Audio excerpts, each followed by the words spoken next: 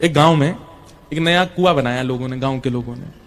तो पंच और कुछ बड़े लोगों ने कहा, भैया देखो ये नया कुआं हमारे गांव में बना है, कल से सब बहन बेटियां भाई लोग सब इसी के जल से स्नान करेंगे, पान करेंगे, इसका उद्घाटन करवाओ। तो बोले कैसे करवाएं? बोले पहले इसका जल पान और जल से स्नान कोई संत करे, तब हम लोग करेंगे।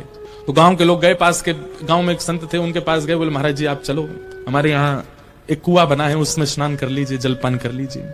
संत बोले ठीक है। लेकिन गांव का एक व्यक्ति बोला, महाराज जी पर हमारे कुएं में जल जो है ना उसमें से दुर्गंध बहुत आ रही है। तो संत बोले एक काम करो, उसका 2-3 लोग मिलकर के खूब सारी बाल्टी पानी निकालो, नया नया पानी नीचे से आएगा तो दुर्गंध चली जाएगी। पानी निकाला महाराज। अगले दिन सब लोग पहुंचे, बोले महाराज जी हमने कम से कम उसमें 100-150 बाल्टी पानी निकाल लिया, अभी भी दुर्गंध आ रही है।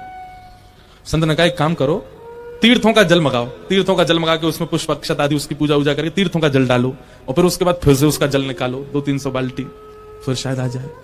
2 दिन निकल गए महाराज। अब गांव के लोग आए, बोले महाराज जी सब कर लिया पर दुर्गंध नहीं जा रही। संत बोले ऐसा कैसा कुआं उसकी दुर्गंध नहीं जा रही, चलो हम चल के देखते हैं।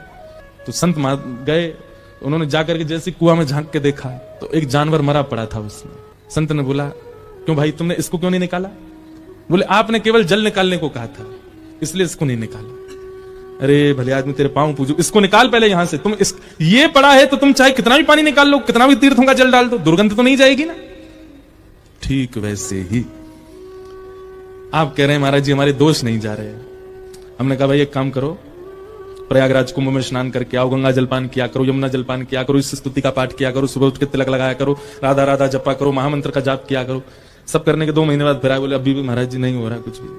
तभी झांक करके देखा तो भीतर मात्सर रूपी जानवर मरा पड़ा है। अरे भाई जब तक इसको नहीं निकालोगे तुम चाहे जो कर लो, वो दुर्गंध जाने वाली नहीं है। क्षमा कीजिएगा, आज की डेट में 95% लोग मात्सर्य दोष से ग्रसित है।